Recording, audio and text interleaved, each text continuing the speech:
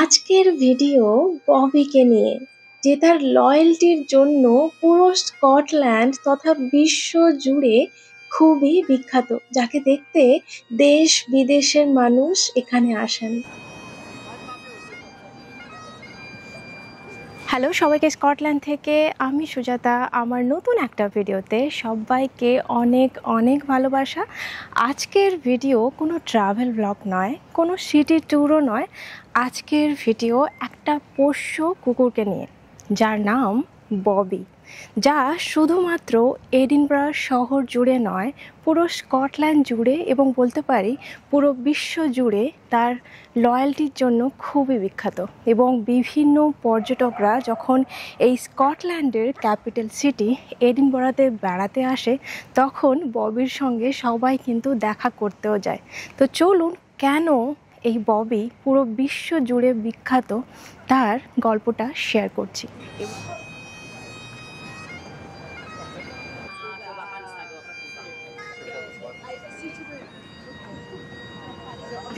এখন আমরা চলে এসেছি ববির সাথে দেখা করতে।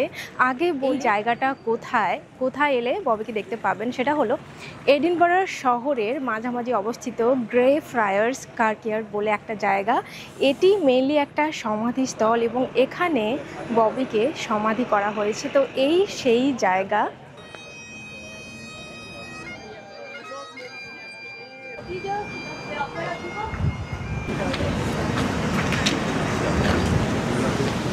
এবার চলুন বলি যে ববি কেন এত বিখ্যাত, কি কাহিনী রয়েছে এর পেছনে। প্রথমেই বলি, শুধু এটা মাত্র গল্প কথা নয়, এটা একটা রিয়েল স্টোরি, সত্য ঘটনা।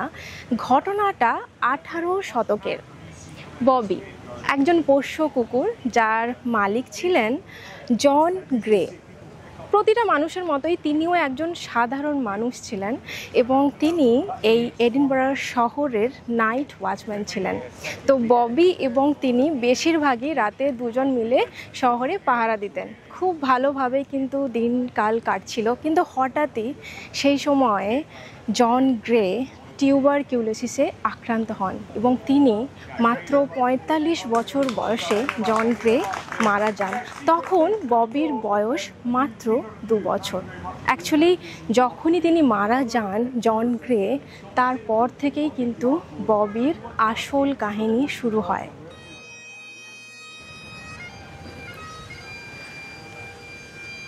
সামনে দেখুন কত মানুষের ভিড়, সবাই জন গ্রের সমাধিস্থল দেখার জন্য দাঁড়িয়ে আছেন, যিনি ববির প্রভু ছিলেন। এই সেই জায়গা যে জায়গাটিতে ববি ফেমাস হয়েছিল। এই জায়গাটিতে ববির প্রভু জন গ্রের সমাধিস্থল রয়েছে, আমার পেছনেই দেখতে পাচ্ছেন। তো এই জায়গাটিতে যখন জন গ্রেকে সমাধিস্থল করা হয়েছিল, তখন ববির বয়স ছিল মাত্র 2 বছর। সেই 2 বছর থেকে ববির মারা যাওয়া অবধি, ববি মারা গিয়েছিল 16 বছর বয়সে। তাহলে বুঝতে পারছেন যে 14 বছর তার প্রভুর সমাধিস্থলে সে প্রতিদিন কিন্তু আসতো, সে যেরকমই ওয়েদার হোক না কেন। কারণ স্কটল্যান্ডের ওয়েদার খুবই সাডেনলি চেঞ্জ হতে থাকে, কখনো প্রচুর ঝোড়ো বাতাস, কখনো বৃষ্টি, কখনো স্নোফল। সো যেরকমই ওয়েদার হোক না কেন, সে প্রতিদিন তার প্রভুর কাছে ভালোবাসা ব্যক্ত করতে আসতো। এবং যখন সাধারণ মানুষ দেখলো যে একজন পোষ্য কুকুর তার প্রভুর কাছে প্রতিদিন আসছে, তখন সাধারণ মানুষরাও লক্ষ্য করলেন এবং তারাও অবাক হয়ে গেলেন। আর অনেকেই তাকে, তার প্রতি মানে ববির প্রতি ভালোবাসা দেখাতে অনেকে খাবার দিতেন, অনেকেই তাকে স্নেহ করতেন।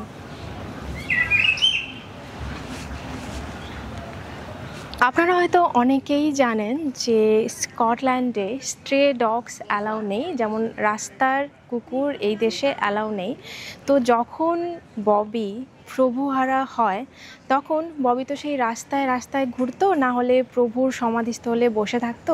তাই এই শহরেরই একজন নোবেল ম্যান উইলিয়াম চেম্বার তিনি ববির দায়িত্ব নিয়েছিলেন। এবং এই দেশের একটা নিয়ম রয়েছে, তো যদি আপনার কুকুর থাকে, আপনার পোষ্য কুকুরের একটা কলার থাকবে, সেই কলারে লেখা থাকবে আপনার অ্যাড্রেস এবং আপনার নাম। তো উইলিয়াম চেম্বারও সেরকম একটা কলার রেডি করে ববির গলায় ওটা পরিয়ে দিয়েছিলেন।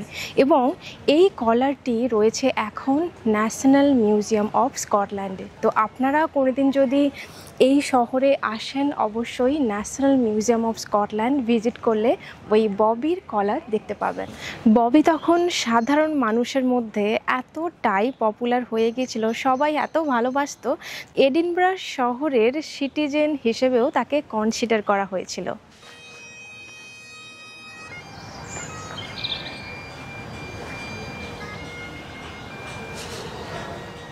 যখন ববি 16 বছর বয়সে মারা যায়, তখন না এই এডিনবরা কাউন্সিল থেকে সবাই চিন্তিত হন, কারণ ববি তার প্রভুকে এতটাই ভালোবাসতো যে মারা যাওয়ার পর তার প্রভুর কাছেই যে তাকে সমাধি করা হবে সেটা পসিবল নয়। কারণ এই গ্রেফায়ার্স কার্কিয়ার্ডে কোনো পোষ্যকে মানে কোনো অ্যানিম্যালকে কিন্তু সমাধিস্থ করা হয় না, শুধুমাত্র মানুষদেরকেই করা হয়।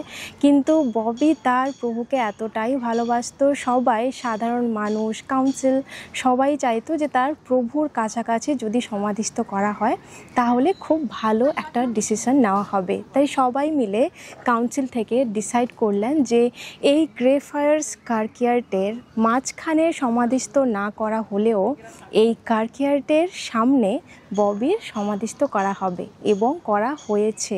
তো চলুন সেই জায়গাটা আপনাদেরকে দেখাই।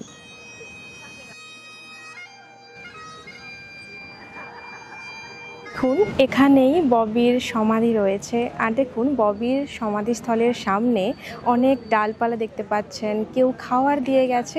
এগুলো ববির জন্য গিফট। কারা দিয়ে গেছে?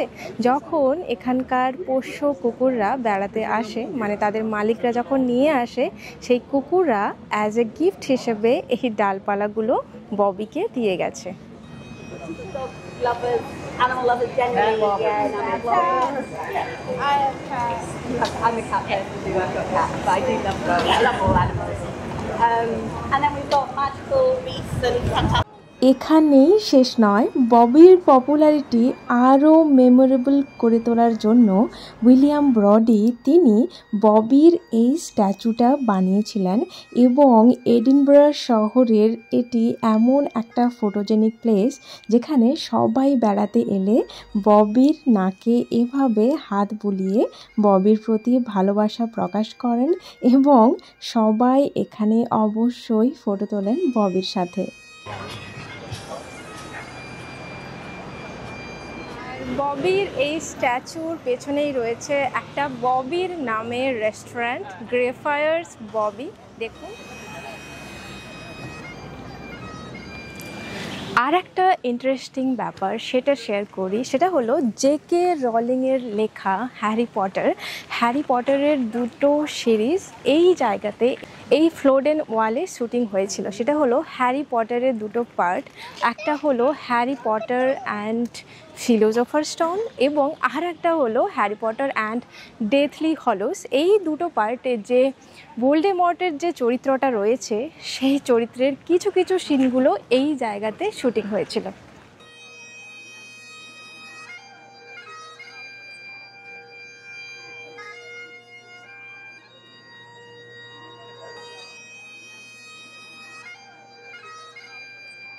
চলুন আজকের ভিডিওটা এখানেই শেষ করছি। কেমন লাগলো অবশ্যই কমেন্টে জানাবেন, আর যদি ভালো লাগে লাইক, শেয়ার, সাবস্ক্রাইব করবেন।